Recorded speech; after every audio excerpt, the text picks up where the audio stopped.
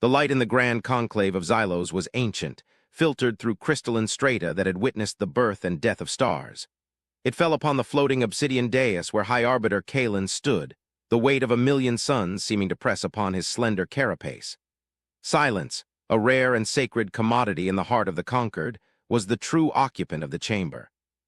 It was a living entity, woven from the unspoken anxieties of the assembled arbiters, each a sovereign mind representing a system of worlds bound by the immutable laws. These laws were not mere treaties or political agreements. They were the codified principles of reality itself, the bedrock upon which their civilization had been built over millennia. And one of them, the most fundamental of all, had just been broken. Kalen's gaze drifted across the silent assembly, their multifaceted eyes gleaming like scattered jewels in the dim light. He saw elder strategist Vorlag, his posture rigid, a monument to indignant fury. He saw emissary Lyra, her antennae twitching with a nervous energy that betrayed her usually placid demeanor. They, like all the others, were staring at the holographic projection shimmering at the center of the conclave. It was not a map of fleets, nor a diagram of a cosmic anomaly. It was a single, stark data point. A location, an object, an impossibility. Deep within the veiled nebula, a region of space declared impassable by the laws of causality due to its violent temporal gradients and spatial shears, a vessel had appeared. It had not entered from the periphery. The conquered sensor nets, which watched the borders of their space with godlike vigilance, had reported no breach. It had not been constructed there. The nebula was a forge of stellar birth, hostile to any known form of matter. It had simply arrived. One moment there was nothing but the chaotic swirl of nascent stars. The next there was a ship. It hung motionless in the heart of the storm, perfectly stable, emitting no energy signature that corresponded with any known drive system. It was a ghost, a phantom, a violation. "It is an act of war," Vorlag's voice finally fractured the silence, the sound resonating like stone grinding against stone. His words were not a suggestion, but a declaration. "To bypass our borders, to penetrate a forbidden zone, to manifest a warship in the cradle of our future sons, it is the most profound insult this conquered has ever endured. It is a statement of power intended to shatter our confidence, to prove that our understanding of the universe is a child's fantasy." Kalen inclined his head, a slow, deliberate gesture. "Your conclusion presumes intent, elder strategist. It presumes the vessel is, as you say, a warship. The designation comes from its material composition, dense, layered alloys, signatures of potential energy capacitance, not from any action it has taken. It has remained perfectly still. It has transmitted no threats. It has not even hailed us." "Silence can be the most potent of threats, High Arbiter," Vorlag countered, his voice rising. "It is the silence of the predator before it strikes. They are watching us. They are measuring our response. They have shown us they can ignore the very fabric of spacetime. What do you imagine they will do with such power? Offer us technological trinkets, plead for peaceful coexistence? No, power of this magnitude does not seek partnership. It seeks dominion." The vessel was human. That was the most unsettling truth of all. Humanity, a young species, barely a whisper on the galactic timescale. They were known to the conquered, of course. Their existence was a footnote in the grand Galactic Codex. A chaotic, fractious race confined to a small arm of the galaxy, known for their rapid, almost cancerous expansion and their bafflingly inconsistent philosophies.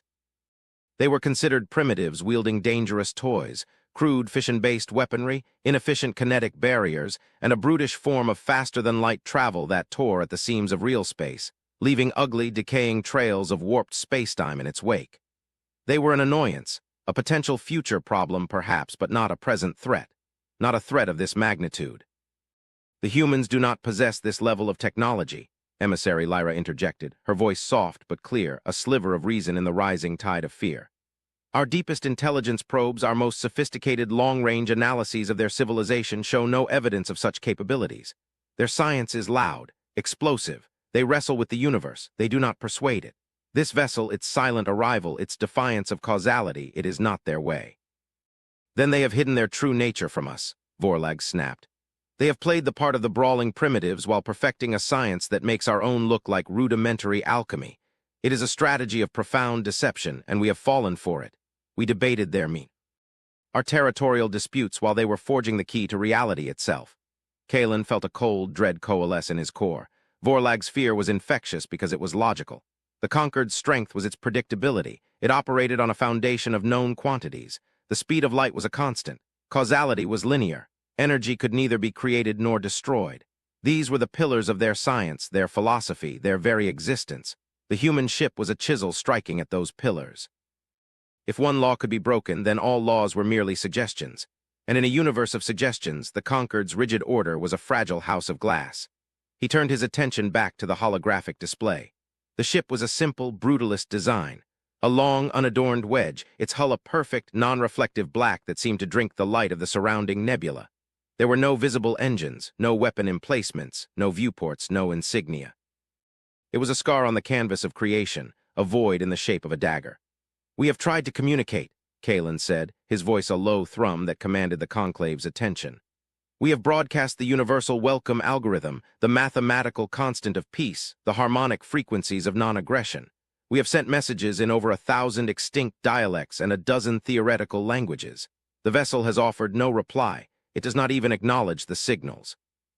It is as if it exists in a state of absolute isolation. Or absolute arrogance," Vorlag rumbled. "High Arbiter," Lyra's voice was laced with a new urgency. She gestured to the display where a new set of data was scrolling into view. "The long-range resonance sensors have completed their deep scan. They were attempting to analyze the quantum signature of the vessel's arrival, though the results are inconclusive. No, that is the wrong word. They are contradictory." A murmur spread through the arbiters. Contradictory data was an anomaly of the highest order. The Conquered's science was precise. Kalen focused on the incoming report. "Explain, emissary." "The sensors indicate that at the quantum level the vessel did not travel to its current location.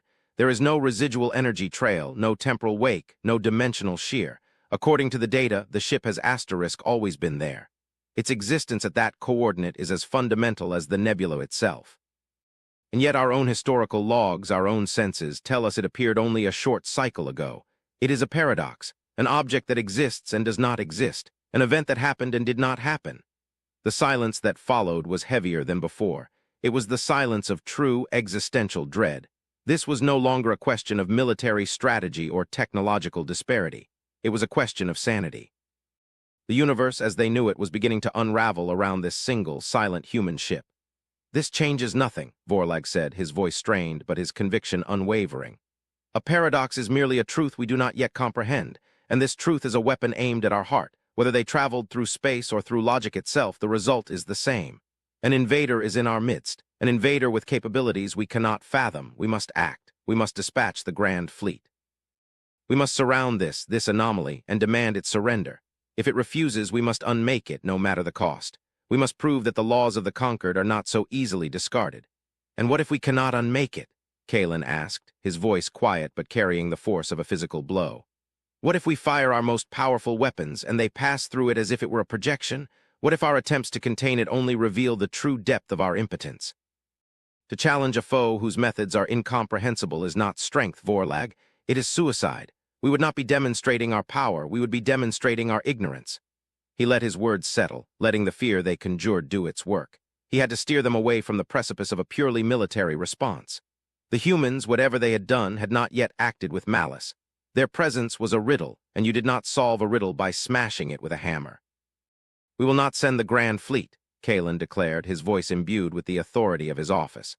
"Not yet. We will send a delegation, a small, escorted diplomatic contingent. We will approach the vessel not as aggressors, but as what we are, seekers of understanding. We will show them that we are not a species ruled by fear, but by reason." He turned to emissary Lyra. "You will lead them, Lyra. Your temperament is best suited for this. Take a vessel of peace, but with a capable escort." "Our finest," Lyra bowed her head, her antennae drooping in a gesture of solemn acceptance. "It will be done, High Arbiter."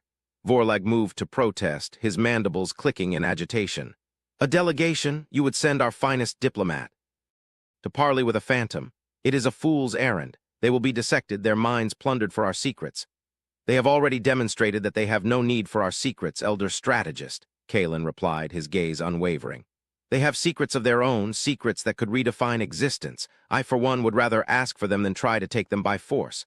We will approach this mystery with caution, with respect, and with an open mind. We will learn what these new humans are. We will learn what they want. And we will learn how they placed a warship in the heart of a temporal storm, in defiance of every law we hold sacred. The fate of the Conquered may not rest on the strength of our fleets, but on the courage of our questions." The conclave remained silent, the arbiters caught between Vorlag's primal fear and Kalen's measured reason. The holographic image of the human ship continued to shimmer in the center of the chamber, a silent, black testament to a universe that had just become infinitely larger and infinitely more terrifying. Kalen felt the chill of that new universe seeping into the ancient stone around him. For the first time in 10,000 years of unbroken order, the Zalosian conquered had no idea what came next. The diplomatic vessel, the *stellar and gaze, was a thing of beauty and peace, its hull a swirling pattern of iridescent metals designed to broadcast harmony across multiple spectra. It moved through the void with a grace that belied its size, flanked by a phalanx of conquered warships, the escorts Kalen had promised. Their sleek silver forms were a stark contrast to the diplomatic ship's organic curves, their weapon ports glowing with contained power, a message of peaceful intent backed by overwhelming force. As they approached the veiled nebula, the universe outside the viewports dissolved into a maelstrom of violent color. Clouds of incandescent gas, trillions of kilometers across, churned in slow, majestic chaos. The light of newborn stars, raw and unfiltered, painted streaks of impossible blues and searing whites across the churning canvas. Inside the bridge of the stellar and gaze, emissary Lyra stood before the main viewport, her mind a storm of conflicting emotions. The nebula's beauty was a terrifying thing. The temporal gradients were already beginning to affect their instruments, causing minute but perceptible flickers in the ship's chronometers. Their void drives were straining against the spatial distortions, humming a discordant song of protest. To be here was to be in the mouth of a god, and they were flying deeper into its throat. "We are approaching the target coordinates," the ship's navigator announced, its synthesized voice calm and even. "Visual contact imminent." Lyra braced herself. For days, she had studied the image of the human ship, trying to glean some insight, some clue to its nature or purpose. It was a sterile, featureless thing, a void in the shape of a ship. It possessed none of the aesthetic flourishes or functional protrusions that characterized the vessels of every known spacefaring race. It was absolute, and then she saw it. It was exactly as the projections had shown, yet infinitely more imposing. Suspended in the heart of a vast, swirling vortex of purple and gold gas, the human warship hung in perfect, impossible stillness. The chaotic energies of the nebula seemed to flow around it, parting like water around a stone, as if the ship occupied a pocket of serene, ordered reality in the midst of cosmic madness. It absorbed all light, reflecting nothing. It was less an object and more of a hole in the universe.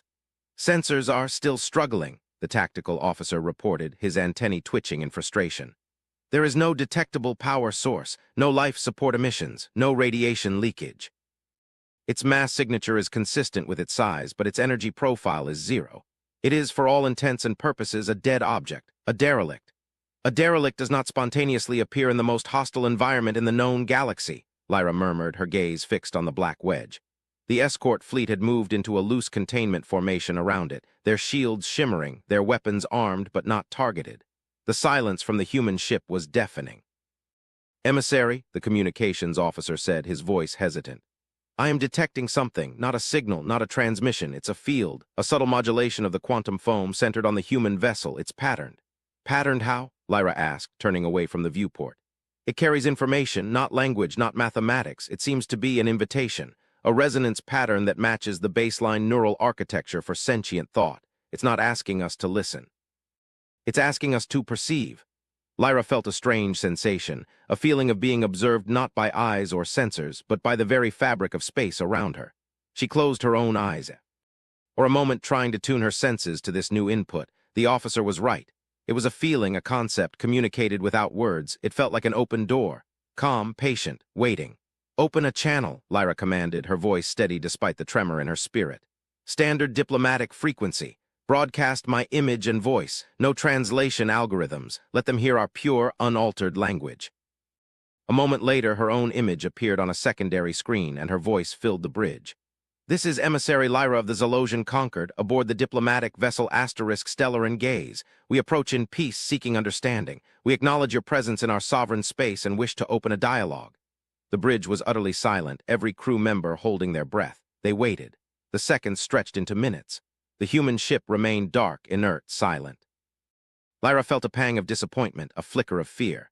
Had she misread the invitation? Was this all just a prelude to annihilation? Then a single point of soft, white light appeared on the flat, black prow of the human ship. It wasn't a searchlight or a weapon charging. It was just a light. and from it a voice emerged, carried not on radio waves, but on the same quantum field as before, resonating directly in their minds. It was a voice that was neither male nor female, old nor young. It was a voice of profound, unnerving calm. "We perceive you, emissary Lyra of the Zalosian Conquered. Your vessel is designated Stellar and Gaze. We are the human vessel Unspoken Vow. We acknowledge your peaceful approach. Your request for dialogue is accepted." The simplicity of the response was more shocking than any threat could have been. The name, Unspoken Vow *, resonated with a strange, poetic gravity. "Human vessel Unspoken Vow *, Lyra replied, struggling to keep her own voice as level as the one in her mind. "Your arrival here is a matter of grave concern to the Conquered. This region of space is protected. More than that, your method of arrival, it appears to violate the fundamental principles of physics as we understand them. Can you explain your presence?" There was a pause, a stillness in the quantum field that felt like a moment of deep consideration. "The principles you refer to as fundamental are a localized interpretation of a much larger system. We did not violate them. We simply operated on a plane where they are not the dominant axiom. As for our presence, we are here because this is where we needed to be." The circular, almost mystical nature of the answer was maddening, yet intriguing. It wasn't an evasion. It felt like a genuine attempt to explain a concept that was beyond her language. "You identify as a warship," Lyra pressed. "Is your purpose here aggressive? This vessel is a warship in the same way that a surgeon's scalpel is a knife. Its purpose is not defined by its form, but by its function. Our function is not aggression, it is preservation. We invite you to come aboard, a single shuttle. You and two of your choosing, you will not be harmed. This is a vow." Lyra looked at her tactical officer, who was already shaking his head, his face a mask of alarm. To board an unknown vessel of such power was against every protocol. It was a risk of unimaginable proportions. But to refuse might be interpreted as an act of fear, of distrust. It would end this fragile dialogue before it had even begun. Kalen had sent her here to ask questions, and the answers were not on this bridge. They were inside that silent, black ship. "I will accept your invitation," Lyra said, her decision solidifying in her mind. "I will be accompanied by my tactical advisor and a xenolinguist. We will depart immediately." She cut the external communication, and the voice in her mind faded, leaving a strange echo of tranquility. The shuttle ride across the void between the ships was the longest journey of Lyra's life. The Unspoken Vow * loomed larger and larger, a mountain of absolute blackness. As they approached, a section of the seamless hull dissolved, not retracting or opening like a door, but simply ceasing to be, revealing a brightly lit docking bay within. The air was breathable, the gravity stable. The interior was as stark and minimalist as the exterior. The walls were a soft, matte white, and the air was still and cool.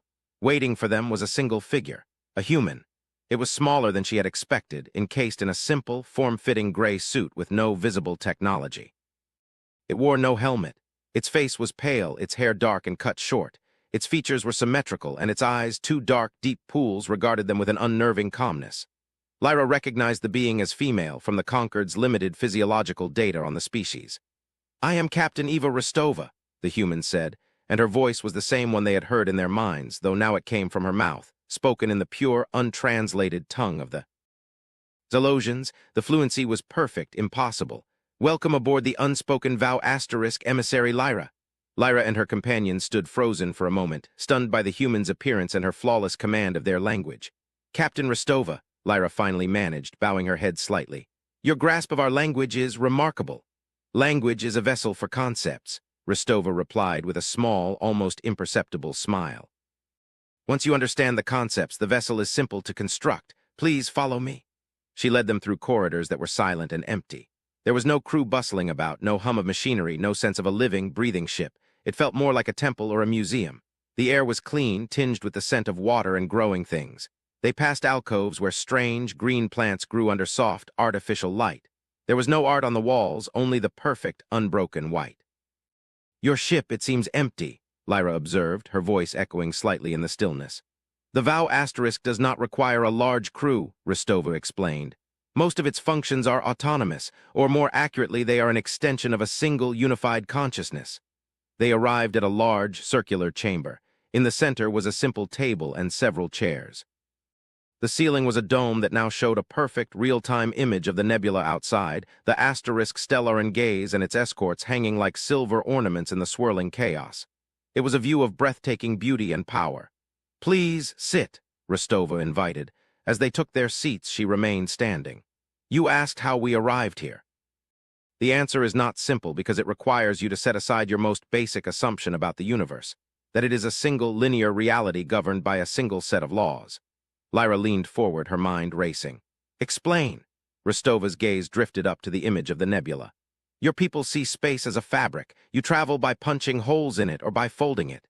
You see time as a river flowing in one direction. You see causality as an unbreakable chain. These are useful perceptions for a young species.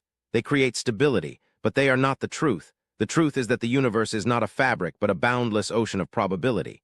Every possible event, every possible law, every possible outcome exists simultaneously as a potential. She looked back at them, her dark eyes intense. We do not travel through space. We do not break laws. This ship, the unspoken vow asterisk, is an anchor. It is designed to navigate that ocean of probability. We do not move the ship from point A to point B. We redefine reality such that the ship's state of being at point A ceases, and its state of being at point B becomes the dominant probability. To your sensors, it appears as if we simply materialized. In a sense, we did. We chose a reality from the infinite sea of possibilities where we were already here. Lyra felt a wave of vertigo, as if the floor beneath her had vanished. Her companions were utterly still, their carapaces rigid with shock. This wasn't advanced propulsion. This was metaphysics enacted as engineering. This was the science of gods. You manipulate reality? Lyra whispered, the words feeling inadequate, profane. We do not manipulate it, Rostova corrected gently.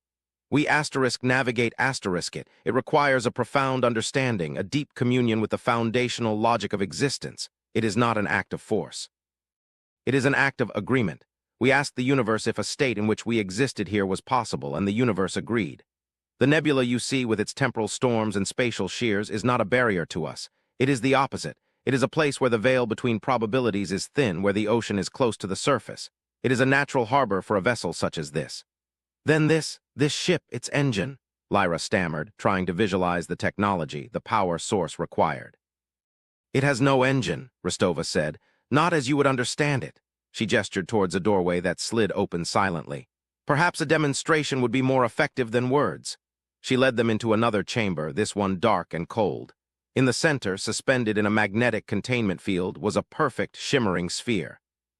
It was about the size of Lyra's head, and it seemed to be made of liquid light, constantly shifting, its surface roiling with patterns that almost looked like galaxies being born and dying in an instant. It emitted no heat, no radiation, only a soft internal luminescence. It was the most beautiful and terrifying thing Lyra had ever seen. This is the Axiom Drive, Rostova said, her voice dropping to a reverent whisper. It is not a power source. It is a focal point. It is a piece of stabilized, pure potential. It is the is and the is not held in perfect balance. From this fulcrum we can suggest new states of being for the ship. We can propose a new reality. If the proposal is logically consistent with the greater universal structure, the change is accepted and our reality shifts. Lyra stared at the sphere, feeling an overwhelming sense of insignificance. The conquered had spent millennia mastering the laws of their reality, only to discover it was but a single page in an infinite library. The humans had not just learned to read, they had found the librarian. Why? Lyra finally asked, her voice trembling. Why develop such a technology? For exploration, for conquest. Rostova turned away from the Axiom Drive, her face grim. For the first time, Lyra saw an emotion other than calm in the captain's eyes. It was a deep, ancient sorrow.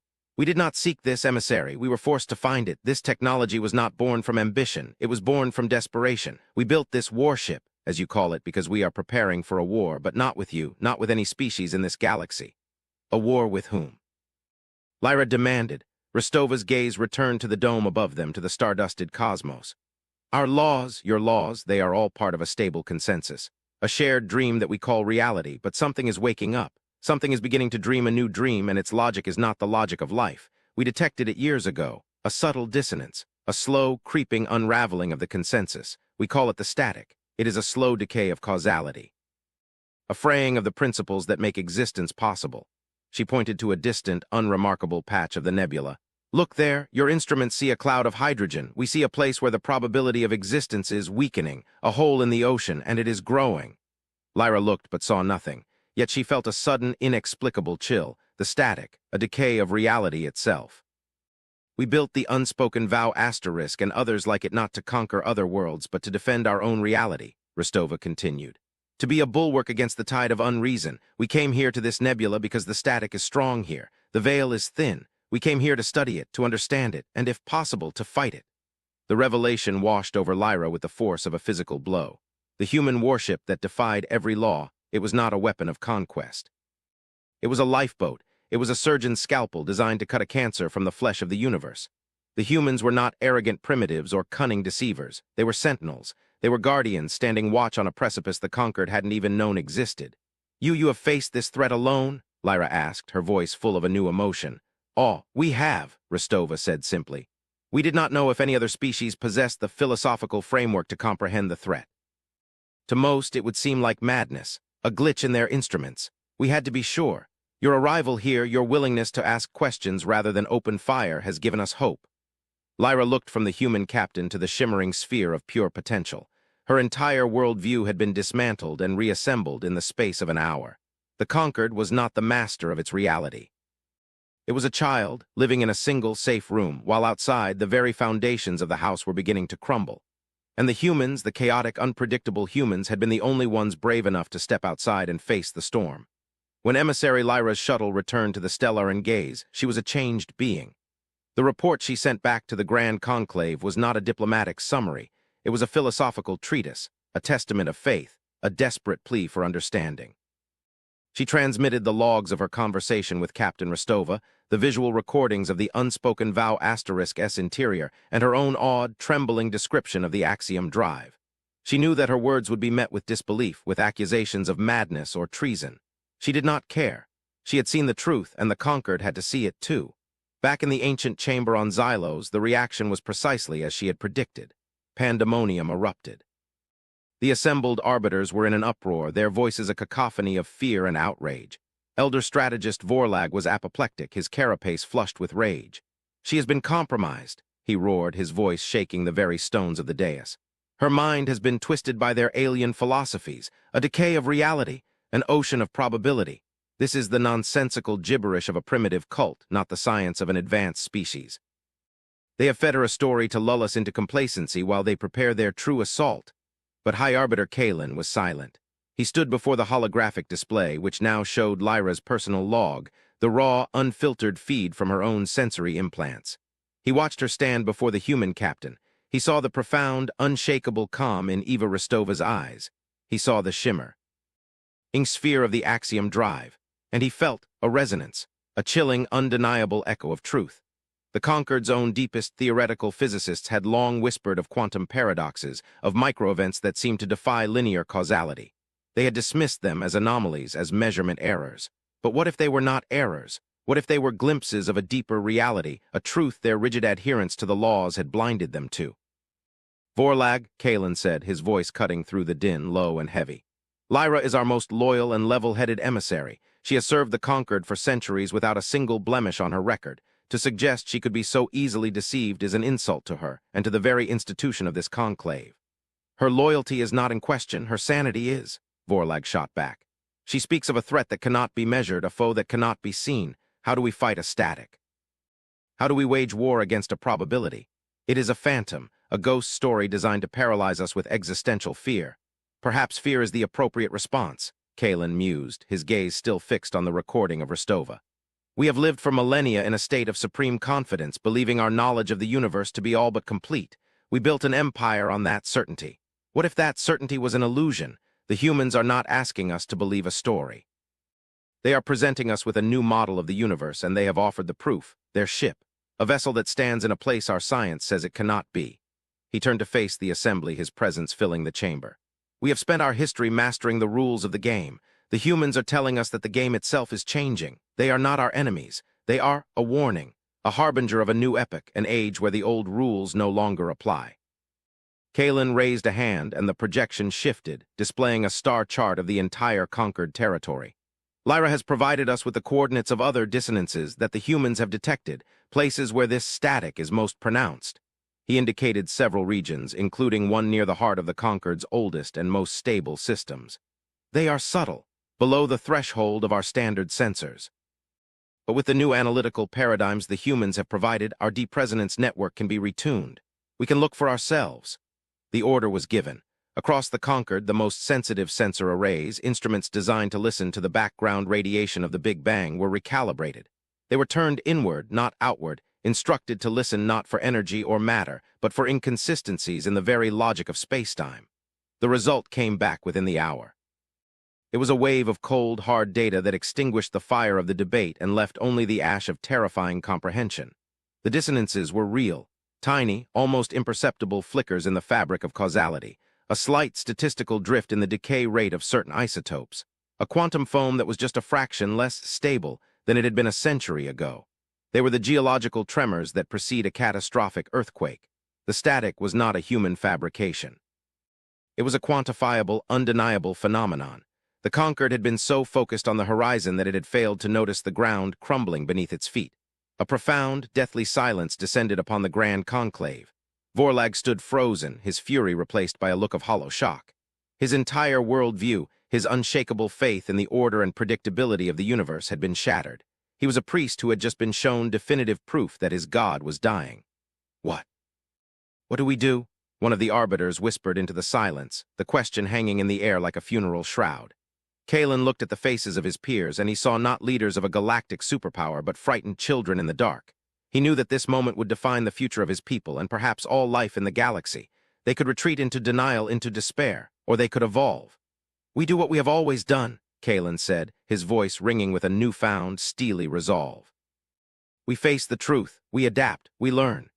He turned to the holographic display where the image of the unspoken vow asterisk still hung in the heart of the nebula.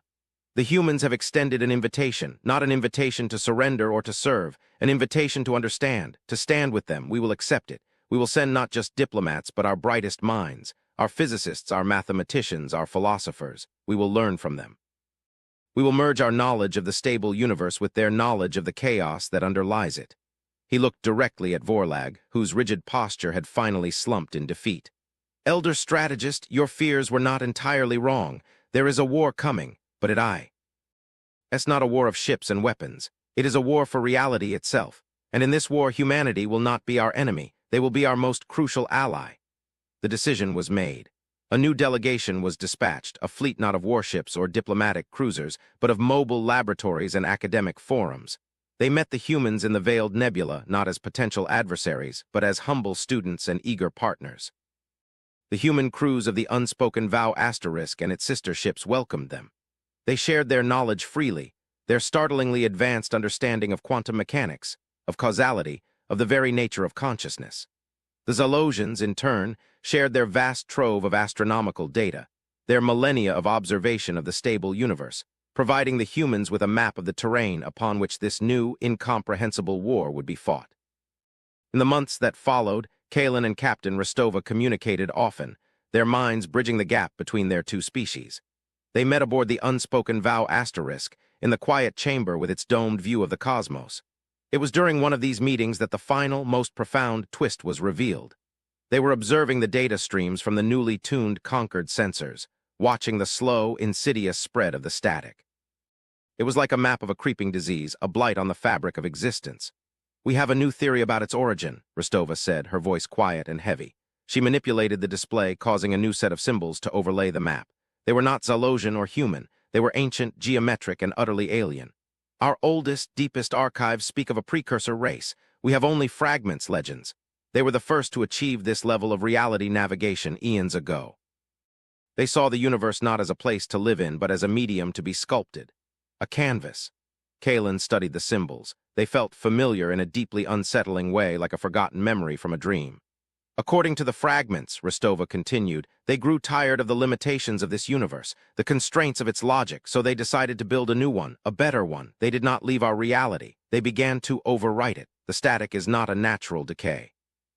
It is the leading edge of a new creation, a new set of laws, a new logic being written over our own. It's the save file of a new universe slowly erasing the old one." Kalen felt his blood run cold. This was not a mindless natural decay. It was a deliberate act, an act of cosmic vandalism on an unimaginable scale. "A precursor race, they are still out there." "We do not think so," Rostova said, her expression grim. "The process once begun may be autonomous. A machine set in motion, running on a timescale that makes our civilizations seem like the brief flutter of an insect's wings. Or perhaps they are the machine. Perhaps they became the very process of creation itself. We don't know. All we know is that our reality is being unwritten." She then brought up a final piece of data. It was a signal, but it wasn't a radio wave or a gravitic pulse. It was a repeating, rhythmic pattern in the static itself, a heartbeat in the cancer. It was a complex, structured signal, resonating across probabilities, originating from a single point far beyond the borders of their galaxy, in the cold, dark void between the star clusters. "We believe this is its source," Rostova whispered. "The heart of the new creation, the place where the new laws are being broadcast from. It has been pulsing like this for millions of years, but its resonance is only now beginning to cascade into our region of spacetime." Kalen stared at the signal at the point of origin on the map. It was not a war against decay. It was a war against a creator that was not malicious, but simply indifferent, paving over their existence to build something new. He looked at Rostova, at this calm, quiet human who had carried the burden of this knowledge. He saw in her eyes not despair, but a fierce, unyielding determination. The unspoken vow asterisk, the warship that had defied every law, was not just a lifeboat or a scalpel. It was a pen with which they might write their own verse into the story of the universe, a desperate attempt to keep their chapter from being erased. He turned his gaze back to the stardusted dome above them. The universe had never looked so beautiful and so fragile. The fear he had once felt was gone, replaced by a profound sense of purpose that resonated deep in his soul.